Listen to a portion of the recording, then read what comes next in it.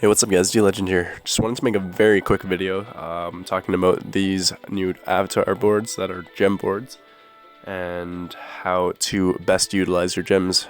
And so let's just start off by talking about these gem boards. You do get 20 gems of whatever attribute you want for 3,500 jewels. It's a very good purchase in my opinion because gems are pretty hard to come by overall, and you do not get the specific color you want when you want it usually, so it's definitely nice to be able to buy these finally. JP's had these for a while now, and JP actually just got the opportunity to buy 3 sets of these boards each, so these boards are permanent. They will be around forever, but once you buy your 1 set each here in Global, then you're done with them, for now at least, until they release the 3 sets for each of us, like in JP. So JP has, if you buy like a full set, like let's say I bought the power set, once you buy the entire power set and you complete the board, the second power set will be released and you'll be able to buy that as well. And so obviously whales will buy these right away and max out their fairy stars and whatever other blades they might want to use, if they don't really have their fairy stars maxed out, that is. But for the rest of us, how can we best utilize our gems? And so I wanted to talk about that today. It's a good idea to have some gems stored up in your inventory, just because they're always good to have, number one, because who knows when we'll get a new Keyblade. I know JB hasn't gotten a new Keyblade for a while now, and they're quite ahead of us in story mode and proud mode, and but that doesn't mean they can't just drop an event for a Keyblade or something like that, though, to celebrate KH3's release or something like that. Who knows what they'll come up with as an excuse to drop a new blade, right? So always a good idea to have gems whenever you have the opportunity to keep your gems. But if you are going to spend your gems, I would recommend choosing which blade to spend them on wisely. So an obvious choice would be Fairy Stars, because it is the newest blade, it has the best multipliers, and it allows for a variety of metals to be utilized on this blade. So this blade alone has the craziest slots out of every other blade. Even if you take away sub slots, let's just say, don't worry about sub slots for now.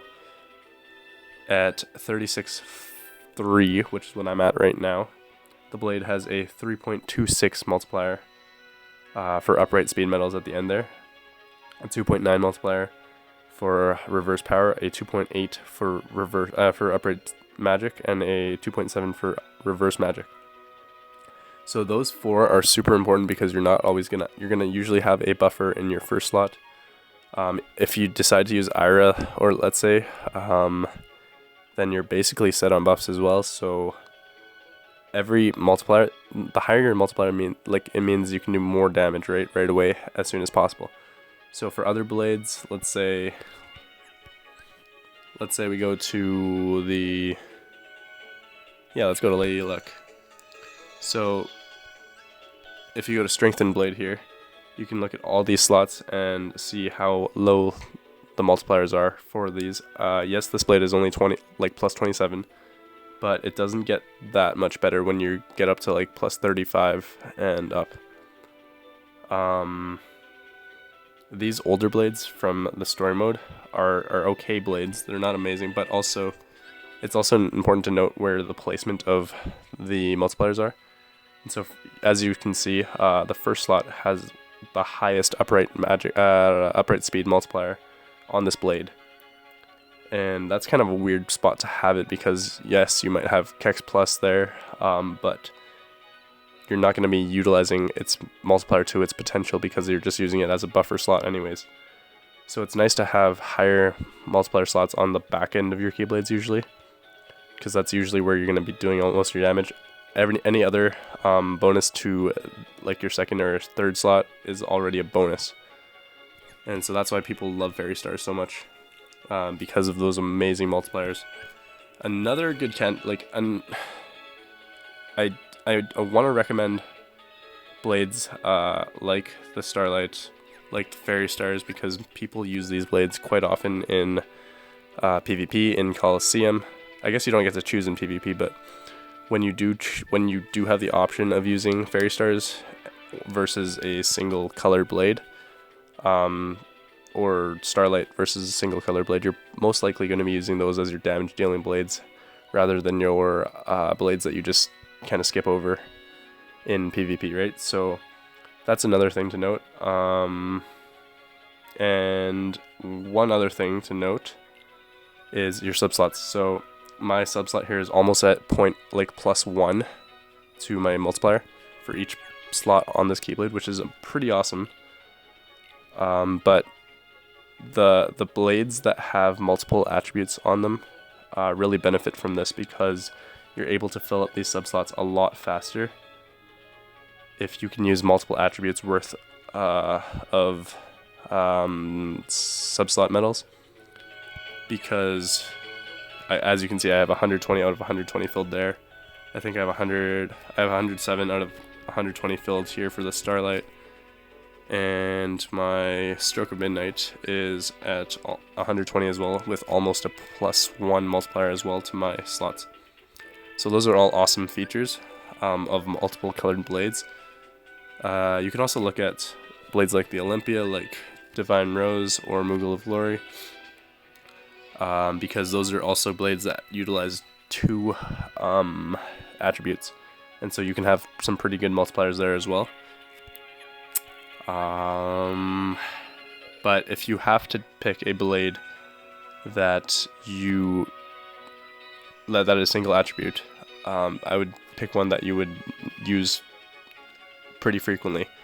And to pick one that you use pretty frequently, it kind of depends on what medals you have at the moment, but also what medals you may want to have in the future. And so I decided to get my Fenrir up to 35.5 when Warrior of Light first came out as a 6-star medal, and it's been treating me pretty well ever since. I do like this blade a lot. I use it quite a bit.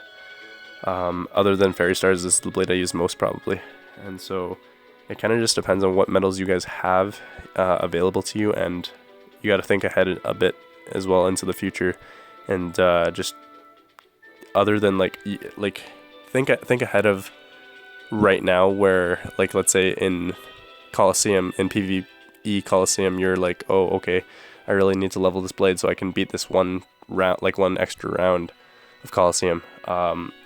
Yes, your medals at that moment may work really well on that blade, but if they won't be there long term, and if you know you won't be using these medals on that blade long term, then I would consider not investing your gems in them, because into that blade, because gems are worth something, and in this game, the longer you hold on to certain things like gems and jewels, the higher their value, really, right? So if people did, let's say back in the day, we all had Fenrir, we all had Starlight, we all had Treasure Trove, Lady Luck, and 3 Wishes.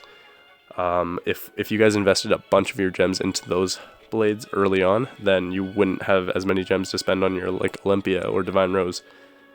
And so that's the only reason why I'd say to hold on to your gems, just because you never know when we're getting a new Keyblade, number 1, and number 2, because your Keyblades will be useful in certain instances, and it'll be nice to have gems in those instances as well. What else do I have to talk about real quick here?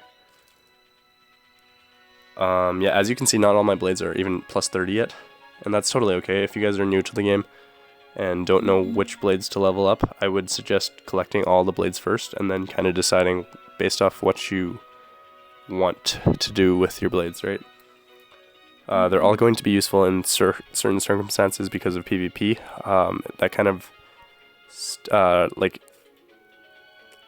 it kind of influences us to try to level up our blades more evenly. So we want to, they want us to level up our blades so that they're all utilized. We can utilize all of them in PvP. But again, just pick and choose wisely which ones you want to use, and try to invest in your blades at an even distribution, I guess, if possible.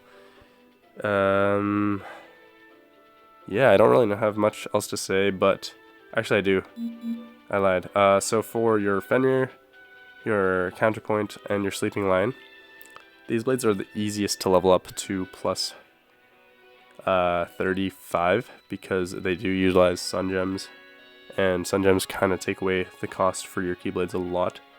And so sun gems are pretty, like, you can get like 50 of them or something like that just by doing your Proud Plus quests and by buying certain avatar boards. So I would highly suggest you guys work on these blades ahead of your original 3 story blades, like your Treasure Trove, your Lady Luck, and your 3 Wishes, because these do have better multipliers, first and foremost, than those blades, and also they're just easier to level up. So think about these things when you're deciding which blades to level up, and yeah, I guess that's about it for now. Again, another thing to mention is that you don't have to spend all your gems right away. You don't have to even complete all your boards right away.